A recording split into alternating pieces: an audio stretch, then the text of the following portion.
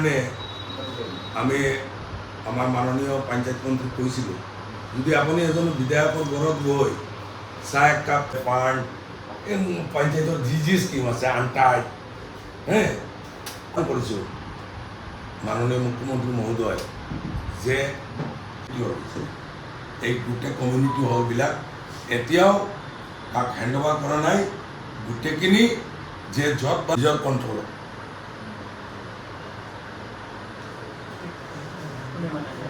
আৰু implementation agency block আছিল কিন্তু গড়টো হৈছে তথাপিও আমি আজি আপোনালোকৰ সন্মুখত কৈছোঁ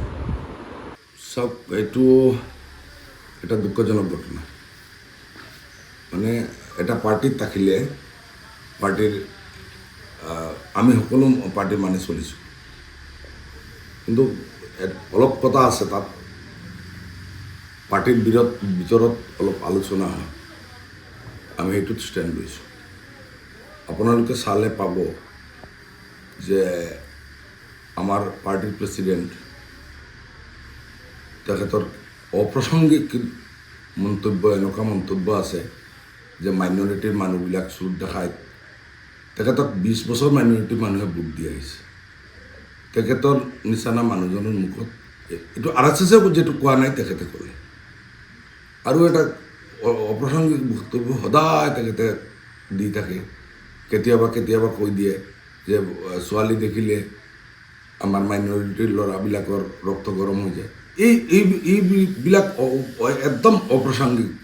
কিছু বক্তব্য তেখেতে সদায় দি থাকে সেইটোৰ কাৰণে পাৰ্টিত আমি এইটো প্ৰতিবাদ কৰিছোঁ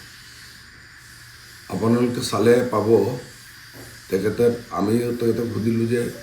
আপুনি যে এইবিলাক কৈ থাকে এজন পাৰ্টি প্ৰেছিডেণ্ট হিচাপে যে মানে ক'ত কাক দিব লাষ্ট আপুনি যদি MP ইলেকশ্যনটো চায় কৰিমগঞ্জ ৱাকঅভাৰ দিলে কংগ্ৰেছক নগাঁৱত দিলে আৰু তাত গৈ গৌৰৱ গগৈ তাত গৈ BJPক দিলে মানে ক'ত কি ষ্টেণ্ড লয় তেখেতৰ একো ষ্টেণ্ড নাই মাইনৰিটিৰ কাৰণেতো একো কৰা নাই 20 বছৰে একো কৰা নাই আমি ভিতৰত সোমাই দেখিলোঁ যে সি তেখেতৰ মানে নিজৰ কাৰণে যি লাগে সেইটোত গুচি যায় আমাক এক্সপেনশ্যন লেটাৰ দিছিলে আমি ৰিপ্লাই দিলোঁ তাত স্পেচিফিক একো নাই আমাক এনেই সুধিছিলে যে মুখ্যমন্ত্ৰী আহিছে তুমি কিয় গেটটো দিব লাগে আৰে মুখ্যমন্ত্ৰী অফিচিয়েল প্ৰগ্ৰামত আহিছে আসামৰ মুখ্যমন্ত্ৰী হয় আমিতো দিম আমি কেতিয়াবা মুখ্যমন্ত্ৰী লগ ধৰোঁ আমাৰ সমষ্টি উন্নয়নৰ কাৰণে তেখেততো গৈ পাওঁ আমি তেখেততো গৈ পাওঁ মুখ্যমন্ত্ৰীৰ অফিচত সেইটো আমাৰ কি ভুল আমি জনসাধাৰণৰ স্বাৰ্থে যাওঁ আপুনি ক'ব বিচাৰিছে নেকি এই দেশত কোনো গণতন্ত্ৰ নাই গণতন্ত্ৰ নাই ওৱান মেন কমাণ্ড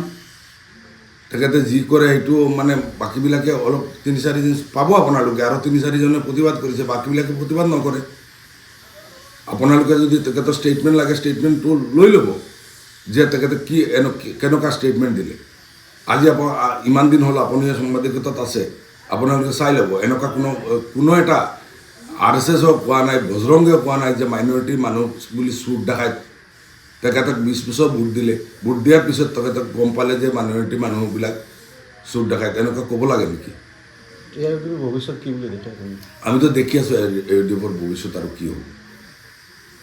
আপুনি এতিয়া কি কৰিব AUDFত মানে আকৌ জইন কৰাৰ কাৰণে এপ্লাই কৰিব নে মাইনৰিটিৰ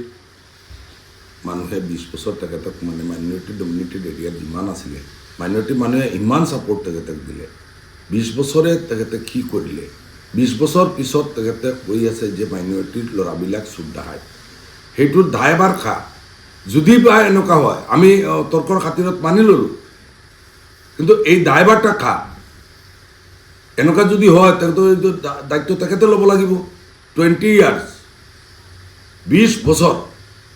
তেখেতক ছাপোৰ্ট কৰি আছে তেখেতে মাইনৰিটিৰ মানুহৰ কাৰণে কি কৰিলে তেখেতে যদি কিবা কৰি থাকে তেখেতৰ এডুকেশ্যন ছাইডত যদি তেখেতে কৰে সেইটো তেখেতৰ নিজা বিজনেছ হয় আজি তেখেতে 20 বছৰ মাইনৰিটিৰ মানুহৰ ছাপোৰ্টৰ কাৰণে 20 বছৰ এই দলত আছিলে দল চলাইছে তাৰপিছত তেখেতে যদি এনেকুৱা মন্তব্য কৰে আপোনালোকে কওক এইটো উচিত নে অনুচিত। তেখেতৰ কোনো এনেকুৱা মন্তব্যৰ কাৰণে বহুত লাজ পাব লগা হয়, বহুত লাজ পাইছোঁ, বহুত ৰিপ্লাই দিব লগা হয়। ইউডিএফৰ কাৰণে খোদ আমাৰ প্ৰেচিডেণ্ট নিজে দায়ী, কাৰণ প্ৰেচিডেণ্টে এনেকুৱা ষ্টেটমেণ্ট সদায় কেতিয়াবা সুপ্ৰিম কোৰ্টত আমি এই কৰি আছোঁ সেই কৰি আছোঁ, লাষ্টত গৈ দেখা যায় যে সুপ্ৰিম কোৰ্টত তেখেতৰ কেইছো নাই দিব। আমি কোৱা নাই এইটো, বহুত পাৰ্টিয়ে কৈছে, জমিয়ত উলামায়ে কৈছে যে সুপ্ৰিম কোৰ্টত তেখেতৰ উকিল কোন উকিল আছে, এডভোকেটটো দিব লাগে। এইবিলাক কৰিতো লাভ নাই নহয়, মানুহ আজিকালি ইমান দুৰ্বল নহয়। অভিনয় কৰাৰ হেঁপাহ আপুনিও পুহি ৰাখিছে নেকি? আপোনাৰ অভিনয় কৰাৰ অভিজ্ঞতা নাই, কোনো কথা নাই। আপোনাৰ বাবে আহিছে সোণালী সুযোগ। 29 ছেপ্টেম্বৰত দিনৰ 9 বজাৰ পৰা নিশা 8 বজালৈ বলিউড তথা হলিউডৰ চিনেমাৰ বাবে অডিশ্যন হ'বলৈ গৈ আছে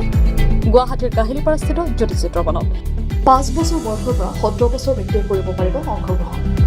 পঞ্জীয়ন হ'ব বিনামূলীয়া, নিৰ্দিষ্ট ৱেবছাইটত কৰিব পাৰিব আবেদন।